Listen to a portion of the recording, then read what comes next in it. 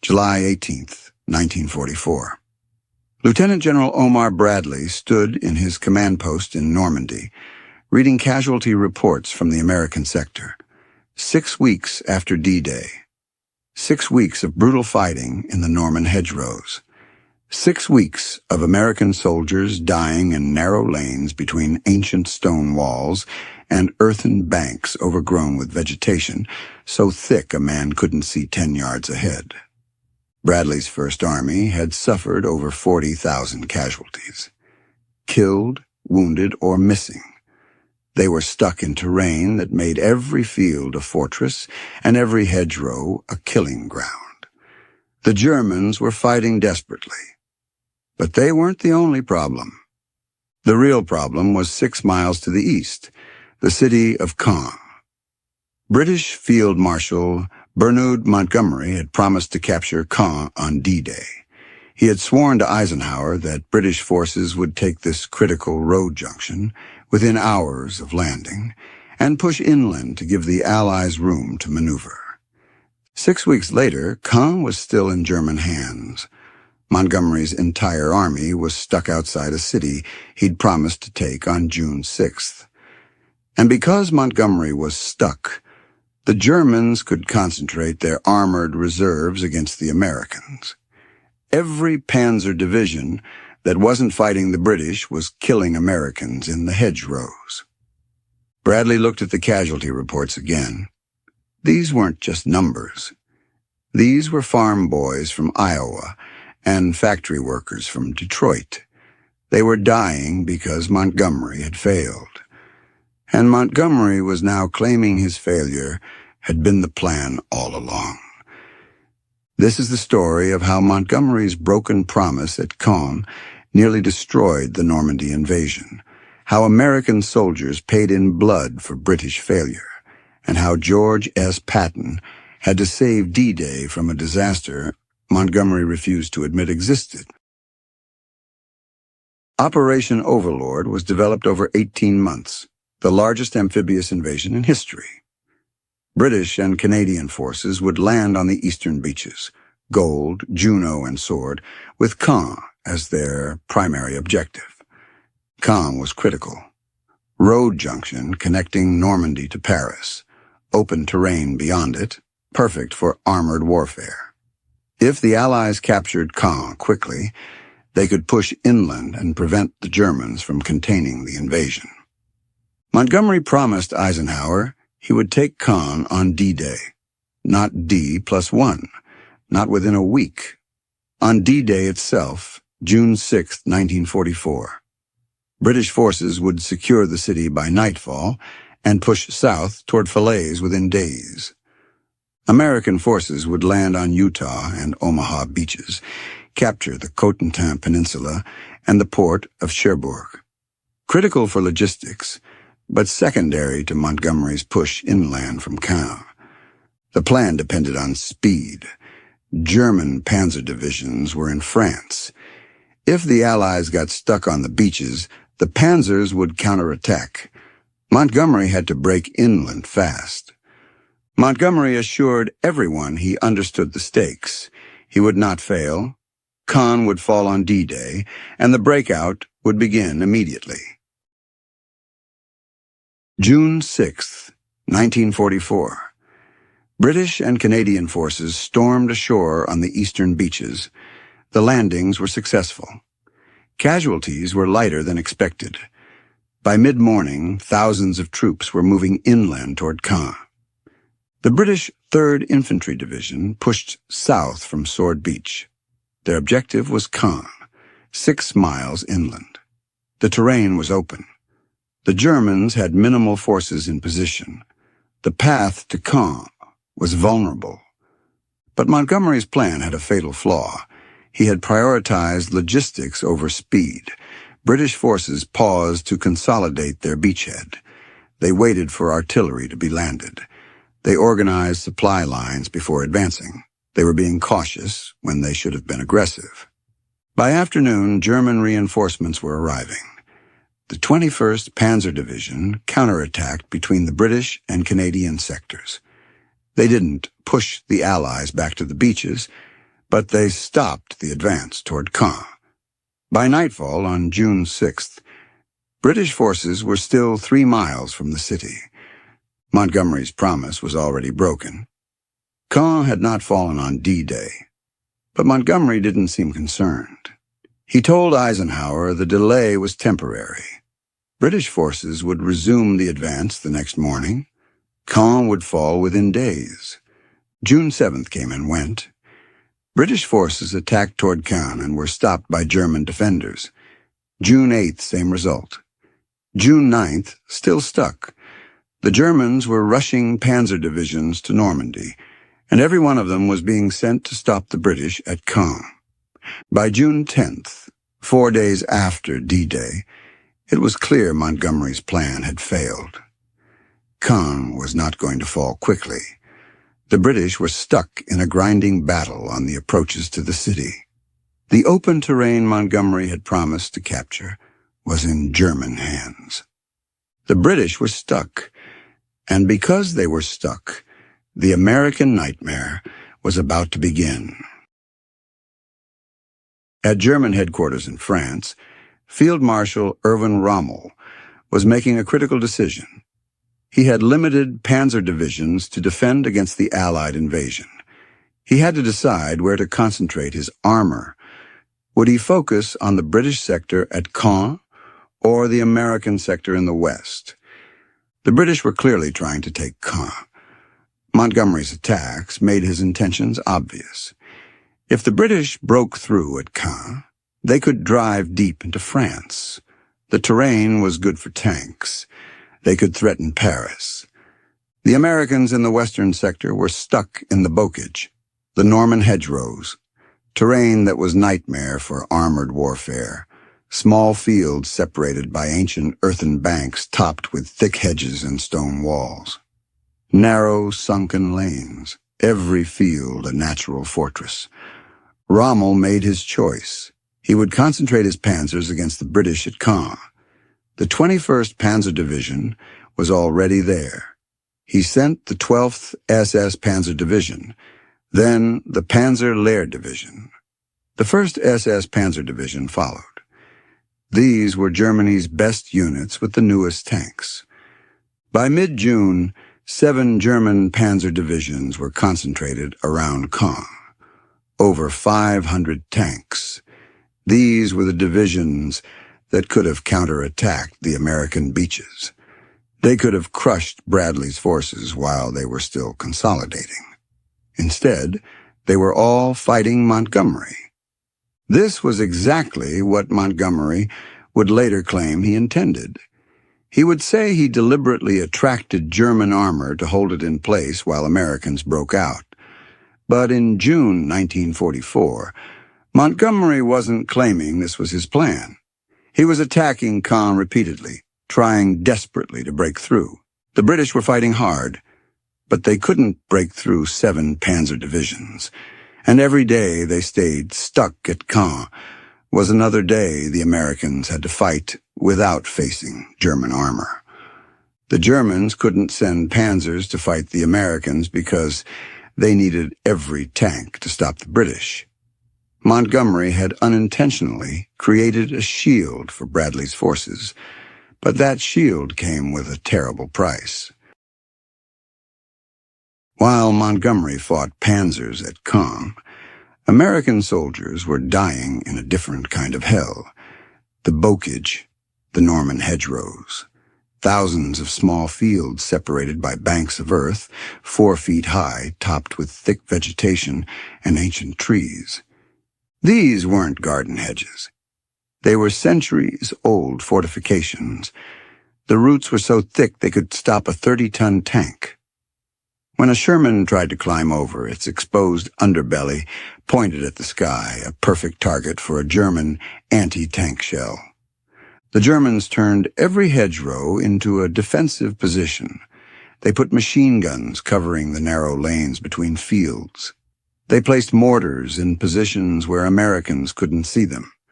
They mined the approaches and waited for Americans to advance into killing zones. American infantry had to attack across open fields toward hedgerows they couldn't see through. German machine guns cut them down before they could close the distance. If they made it to the hedgerow, Germans on the other side threw grenades over the top. If Americans breached one hedgerow, there was another one 100 yards away. American tanks couldn't help. When they tried to push through hedgerows, they exposed their thin belly armor. Germans with Panzerfaust destroyed them from hiding positions. The Bocage neutralized American advantages in armor and air power. The casualty rate was horrifying. Companies lost 50% of their strength in days. Regiments were decimated, attacking objectives measured in hundreds of yards. Divisions suffered thousands of casualties for gains measured in miles. The First Army was being ground down in the worst fighting American forces had seen in Europe. Bradley understood what was happening. His soldiers were paying the price for Montgomery's failure at Caen. If Montgomery had taken Caen on D-Day as promised, the front would have opened up. Americans could have maneuvered in open terrain instead of being trapped in the Bocage. Instead, the Germans could concentrate their attention on the hedgerows. They knew Montgomery wasn't going anywhere at Caen. They could put experienced infantry against the Americans and make every yard costly. By early July, American casualties exceeded 40,000. Nearly one-third of Bradley's assault divisions were casualties. Replacements were arriving, but they were inexperienced. They died learning lessons that wouldn't have been necessary if Montgomery had kept his promise. June 26, 1944. Operation Epsom began. 3 British divisions attacked west of Caen, trying to encircle the city. Montgomery committed his reserves. This would be the decisive push that finally broke German defenses. The British attacked with massive artillery support. Hundreds of guns fired preparatory barrages. Infantry advanced behind creeping barrages. Tanks followed in support. It looked like overwhelming force. It should have worked. But the Germans were dug in and ready. The same panzer divisions that had stopped previous attacks stopped this one. German tanks engaged British armor at long range. German infantry held their positions. The British advance measured progress in hundreds of yards per day. By June 30th, Operation Epsom had failed. British forces had pushed a salient across the Odon River, but couldn't exploit. German counterattacks threatened to cut off the advance. Montgomery ordered his forces to dig in and consolidate their positions. Caen was still in German hands. 3 weeks had passed, and the primary D-Day objective remained an impregnable fortress. His excuses were wearing thin. Churchill was furious. British newspapers were openly questioning Montgomery's competence. Eisenhower met with Montgomery on July 1st. The meeting was tense. Eisenhower demanded to know when Caen would fall and when the British would break through. The Americans couldn't stay trapped in the Bocage forever. Bradley's divisions were being destroyed. Montgomery promised another offensive. This one would be even bigger. He would use heavy bombers to carpet-bomb German positions. British armor would smash through in overwhelming force. Operation Goodwood. It would begin in mid-July. This time, he would not fail. Eisenhower had heard this before, but he approved Goodwood anyway. The alternative was to admit the Normandy campaign was stalemated. July 18, 1944. The same day Bradley was reading his casualty reports. Operation Goodwood began with the largest air bombardment in support of ground operations the Allies had yet conducted. Over 2,000 bombers dropped 7,000 tons of bombs on German positions east of Caen. The bombing devastated German forward positions. 3 British armored divisions moved forward. Over 700 tanks. This was the breakthrough. Finally, after 6 weeks of stalling, Montgomery had the overwhelming force to crush the resistance. The British tanks advanced through the bombed area. They made good progress initially, For a few hours, it looked like success. Montgomery sent optimistic reports to Eisenhower. The breakthrough was happening. The Germans were retreating. Then German forces that hadn't been hit by the bombing counterattacked. 88-millimeter guns hidden in villages destroyed British tanks at long range. German panzers that had survived the bombing moved into defensive positions. British armor ran into a killing zone. By the end of July 18th, the British advance had stalled. They had gained a few miles but hadn't broken through. German defenses held. Over the next 2 days, the British lost over 400 tanks trying to push forward. Operation Goodwood was grinding to a halt. Montgomery called off the offensive on July 20th. He claimed it had been a success. British forces had captured the ruins of eastern Caen. They had inflicted heavy casualties on the Germans. He portrayed Goodwood as a victory. But Eisenhower knew the truth. Goodwood had failed to break through German defenses. The British had lost 400 tanks and 5,000 casualties for a few miles of devastated ground. Montgomery had promised a breakthrough. He had delivered another costly stalemate. Churchill was so angry he almost fired Montgomery. Only intervention from British military leadership prevented it. But Montgomery's credibility with Eisenhower was gone. The British weren't going to break through at Caen. 6 weeks after D-Day, that was clear. The Americans would have to do it themselves.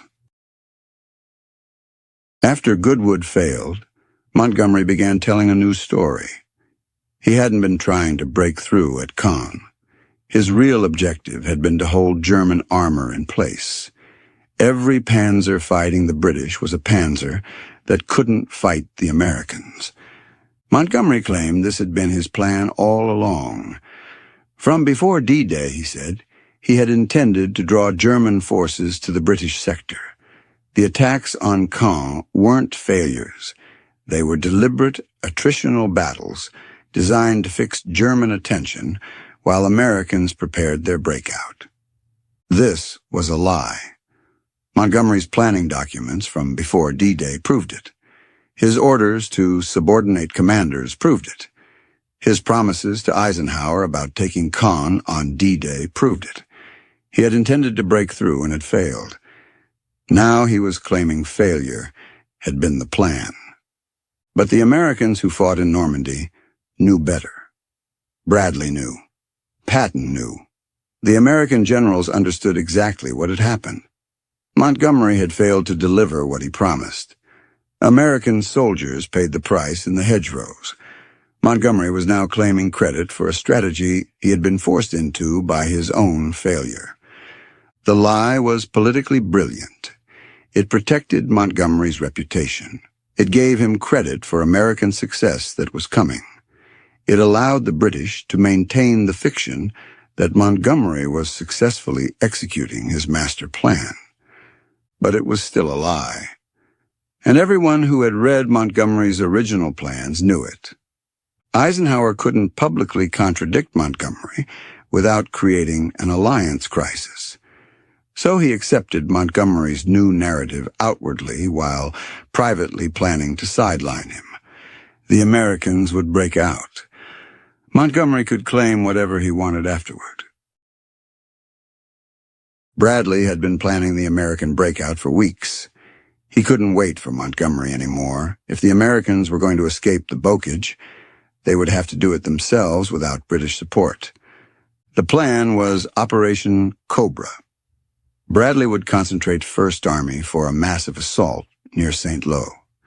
Heavy bombers would carpet-bomb German positions. American forces would punch through the weakened defenses and exploit into open country beyond. Bradley had one critical advantage. The Germans were still concentrating against Montgomery. 7 panzer divisions at Caen. The German infantry facing the Americans were good soldiers, but they didn't have armor support. If Bradley could break their line, there was open country beyond. Bradley had one other advantage. While the generals were arguing, American soldiers improvised. A sergeant named Curtis Cullen welded steel scraps from German beach obstacles onto the front of Sherman tanks. They called them Rhino tanks. They didn't climb the hedges. They cut right through them.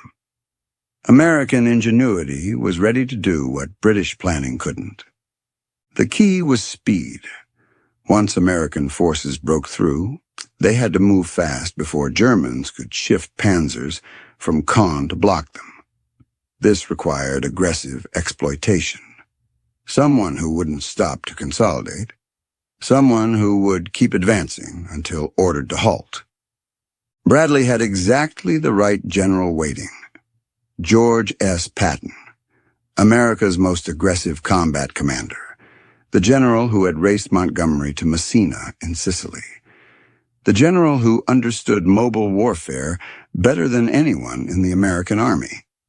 Patton's Third Army was activated on August 1st, 1944, but Patton had been in Normandy since mid-July, secretly planning the exploitation phase of Cobra.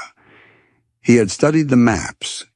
He knew exactly where he would go once the breakthrough happened. Eisenhower gave Bradley operational control of American forces. Montgomery would command the British, but he would no longer control American operations. Bradley could execute Cobra when ready. If it succeeded, Patton would lead the breakout. The Americans were going to finish what Montgomery had promised to do 7 weeks earlier. July 25th, 1944. Operation Cobra began. Over 1,500 heavy bombers and 400 medium bombers attacked German positions near St. Lo. They dropped nearly 4,000 tons of bombs on a 4-mile-wide strip of front line. The bombing devastated German forward positions. Infantry and support weapons were destroyed or scattered. Communications broke down. Survivors were stunned. Some units ceased to exist as organized forces. American infantry attacked immediately after the bombing. The 7th Corps, under Major General J. Lawton Collins, pushed through the cratered ground. German resistance was sporadic. The line was broken. By evening of July 25th, American forces had penetrated German defenses. July 26th and 27th, the breakthrough widened. More American divisions poured through the gap. German attempts to counterattack failed. The entire German defensive position in western Normandy was collapsing. Bradley committed his reserves to exploit. On July 28th, American forces broke into open country. Beyond the bocage, beyond the hedgerows, tank country. The kind of terrain where American armor and air power could dominate. The kind of breakthrough Montgomery had promised to achieve at Caen 6 weeks earlier. The Germans rushed reinforcements from Brittany to plug the gap, but they couldn't shift panzers from Caen. Montgomery's attacks, failures though they had been, had fixed German armor in place. The Germans couldn't respond to Bradley's breakthrough with their best divisions. By July 31st, American forces were pouring through the St. Lo Gap. The Normandy stalemate was broken. After 6 weeks of grinding combat, the Americans had done what Montgomery couldn't do. They had broken out. And George Patton was about to make Montgomery look even worse. August 1st, 1944. Patton's Third Army became operational. His mission was to exploit the Cobra breakthrough. He was supposed to swing west into Brittany to capture ports. Then he would reorganize for future operations. Patton looked at the strategic situation and immediately understood that the plan was obsolete.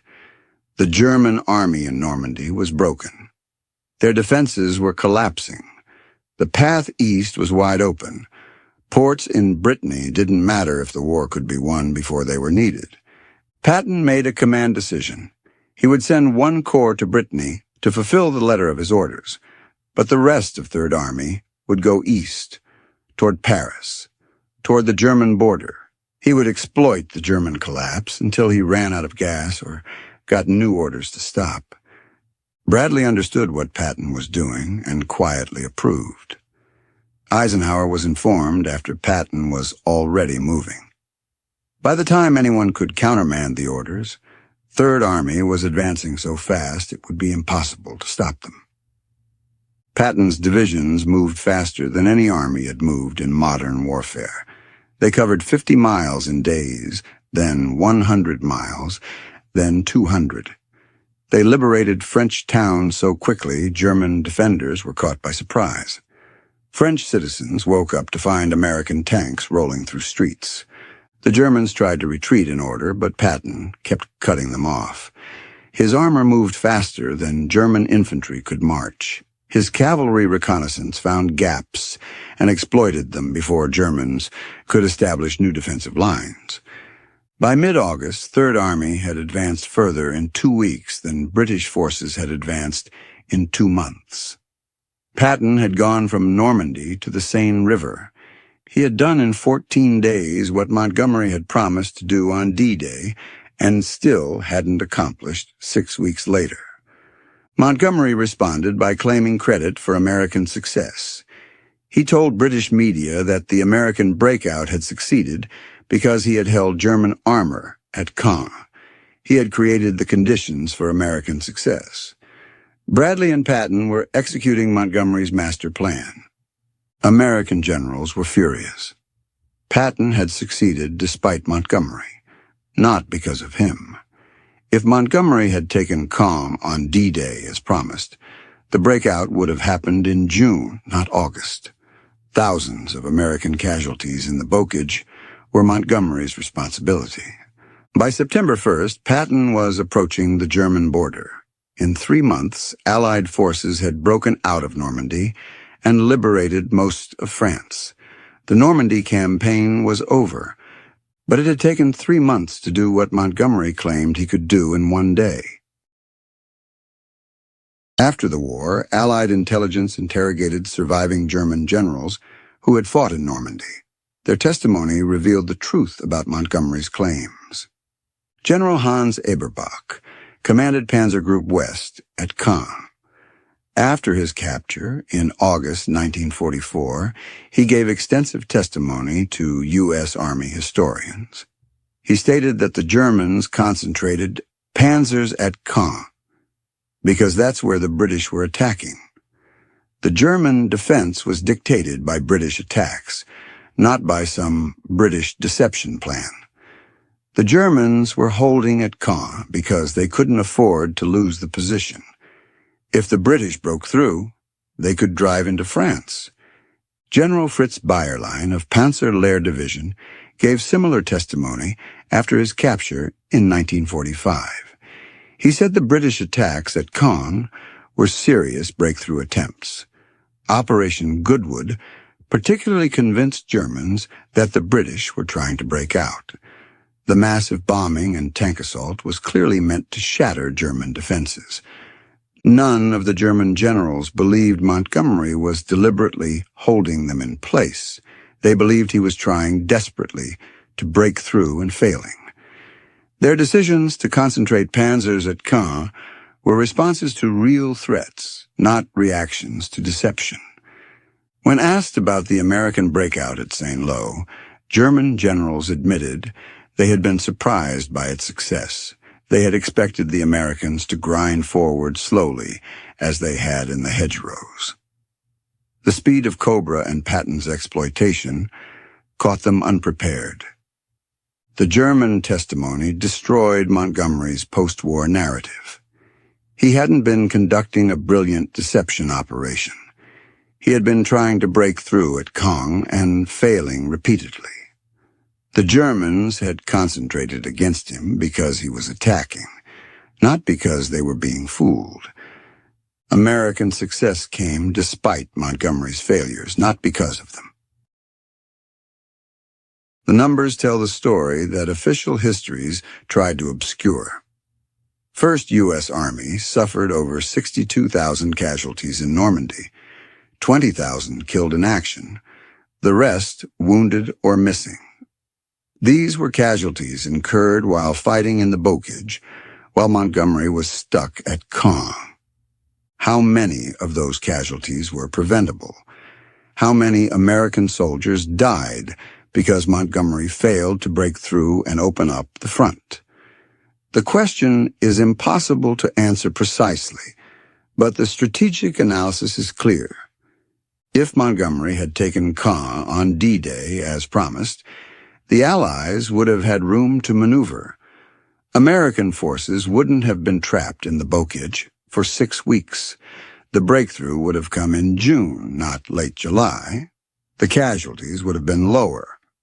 German generals confirmed this assessment. They stated that if Caen had fallen quickly, they couldn't have held the Allies in Normandy. The entire defensive strategy depended on holding Caen and keeping the Allies contained. Montgomery's failure to take Caen allowed that strategy to work. The casualty exchange rate in the Bocage was horrific. American divisions lost 30 to 50% of their infantry strength in the first weeks. Companies were rebuilt multiple times. In the Bocage, the attrition rate for riflemen was nearly 90% in some units.